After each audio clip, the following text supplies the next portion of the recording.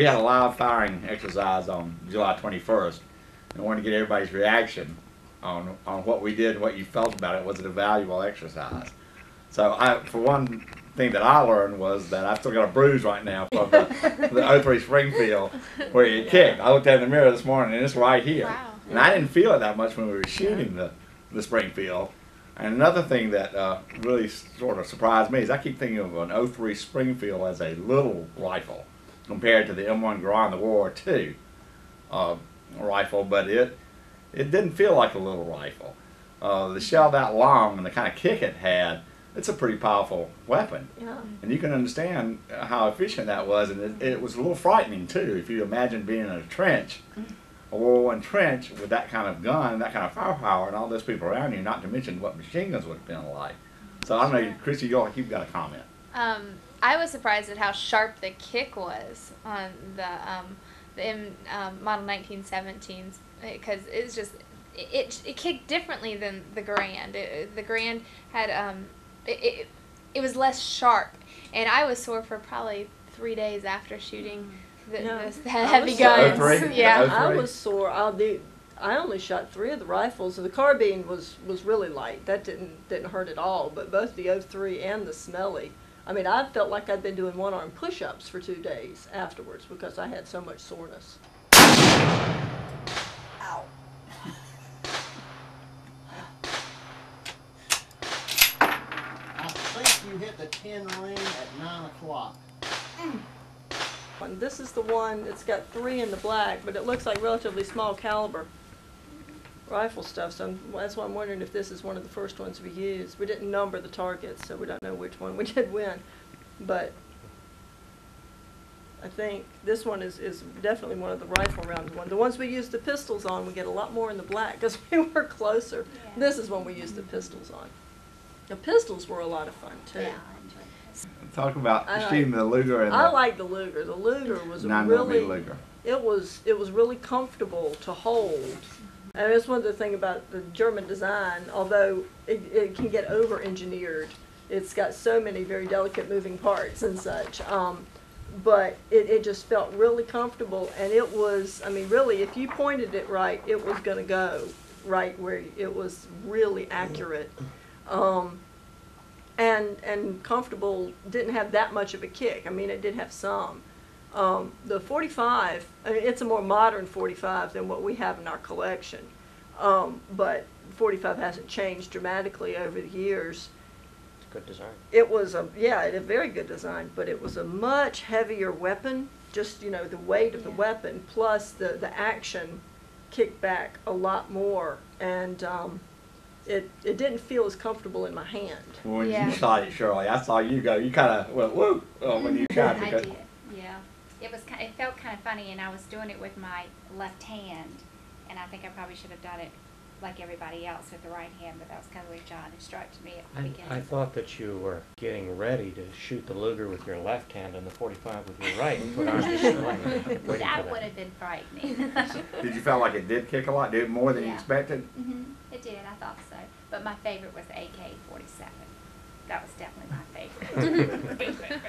Yeah, I think everybody took about 2 steps back when you got the AK-47. That was my favorite. Jay, you fired the M1 carbine? I did. That one, it wasn't too bad, the kick on it. So that was the only one I was brave enough to try. But I was amazed at how loud was it the M1? Yes. The one, the Rand. That, like, when everyone would shoot, you would just feel it, like, through your body, how loud. It just makes me appreciate, like, a field full of soldiers firing those, how loud that must have been. And they weren't wearing earmuffs or earplugs or ear protection like we did. And if you go back and you look at how young some of these men were fighting in World War I, they were very slight frame, a lot of them, and probably more online. It's just the lightness factor of some of this. And small. It's small and easy to carry, and I can see that being an advantage of the carbine as well. Just the lightness of it. It was very instructional, I thought, especially with regard to all the little issues we had with loading things. We had occasional jammed shells. Yeah. And had to be careful about pinching our thumb. I know it was when you were loading the M1 and John was Tell talking you about what, getting yeah. M1 thumb, how that thing will slam Yeah. forward and bash your thumb if you're not Right. careful. So all of those are issues, you know, that the soldiers will get drilled in so they'd be able to do it without hurting themselves. But if you're just a casual user, I mean, you can get blisters and smashed thumbs and all kinds of other things just from handling the guns, much less from shooting them. One thing John said that I will point out on tours is, and I looked it up, he's absolutely accurate, the concern about the Springfield rifle being too short for good bayonet fighting. And they lengthened the I thought that was bayonet interesting. design because That would you know, give them the same the poking school of thought distance. was still strong. They're gonna fight a war with airplanes and poison gas and machine guns, but the school of thought is still strong that, you know, the bayonet charge could be the decisive thing. And so they were concerned that the rifle not be too short. Whereas we see weapons today, M16 rifle bayonet training, that is one awkward item. Yeah. And I think the Army understands they train the bayonet for morale and spirit purposes, much more than for hand-to-hand. But they still seriously were thinking about that thing as a hand-to-hand item. Yeah. I think for me it really struck home the transition into modern warfare.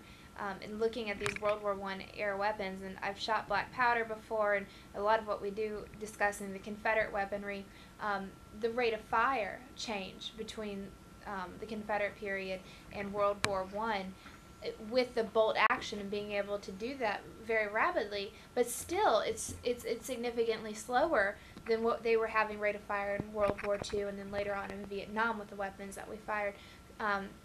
So it was an interesting shift, I thought, away from you know the infields of the Confederate time to the infields of the World That's a War I good point. period. That's a good point. You think about the between the Civil War and World War I is a little over 50 years, and you look at even what in the Civil War was going to be a fairly modern weapon, the imported infield of the Springfield, which was black powder, you know, with a large 55 caliber round that had low velocity but large caliber, and when it impacted, it broke bones. Yeah. It didn't go through you.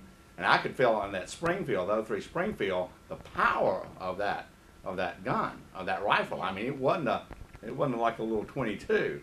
I mean, it looked kind of small weapon, but it had power. It kicked. Yeah. I saw the bruise from that. And you think about how much faster that bullet was traveling, Yeah. and the impact it would have had, it would have knocked somebody down, very strong, but not near as large a caliber as the old Civil War weapons.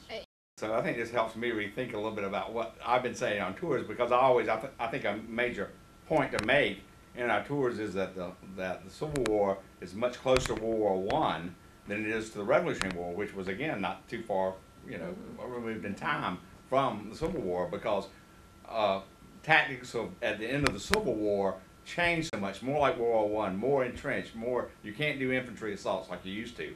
But however, when I compare the weapons that Chrissy's talking about, the muzzle loaders compared to something like an 03, there's a world of difference there. And that's something you got to take into account, that there's a whole lot of, the technology changed a lot. Well, you know, actually handling the things and feeling them go off and seeing the rounds hit downrange, it's just significant because you work around these weapons all the time, but they're very inert, and Yeah. it's a very sterile atmosphere with these Yeah, it was things. like when I'm processing a weapon, I'm kind of, you know, okay, should I work this action? Should I, you know, how does this action work if I haven't had a chance to handle a firearm? You know, you always want to be careful with a collection piece in case there's any fragility to it. Right. But, you know, this is how you cock a Luger. You know, you Right. pull buck up and back, Right. and this is how it works. And so that gives me something to know when I'm handling one of our historic pieces, to make sure that, you know, I handle it in the correct way. Being able to really put one through its paces gives me a better idea of, you know, how to take care of it.